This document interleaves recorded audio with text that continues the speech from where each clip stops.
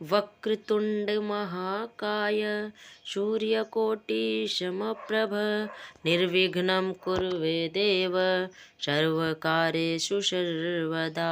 हर हर महादेव भक्तों, जय श्री गणेश जी। बुधवार व्रत कथा। आज बुधवार है और हम कथा श्रवण करेंगे गणपति बप्पा की। आइए हम और आप बुधवार व्रत कथा श्रवण करते हैं। एक समय की बात है, एक व्यक्ति अपनी पत्नी को विदा करवाने अपनी ससुराल गया। वहाँ पर कुछ दिन रहने के बाद सास ससुर से विदा करने के लिए कहा, किंतु सबने कहा कि आज बुधवार है, आज के दिन गमन नहीं करते। वह व्यक्ति किसी प्रकार न माना और हठधर्मी करके बुधवार के दिन ही पत्नी को विदा कराकर अपने नगर को चल पड़ा। राह में उसकी पत्नी को प्यास लगी तो उसने अपने पति को कहा कि मुझे बहुत जोर से प्यास लगी है। तब वह व्यक्ति लोटा लेकर रथ से उतरकर जल लेने चला गया।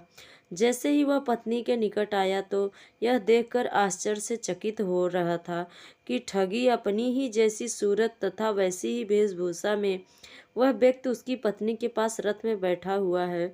उसने क्रोध से कहा कि तू कौन है जो मेरी पत्नी के निकट बैठा हुआ है।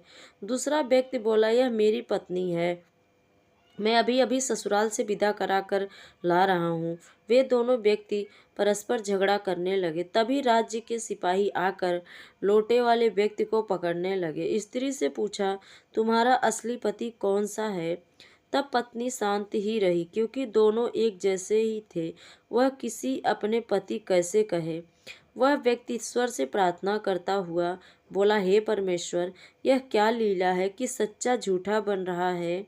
तभी आकाशवाणी हुई कि मूर्ख, आज बुधवार के दिन तुझे गमन नहीं करना चाहिए था, तूने किसी की बात नहीं मानी।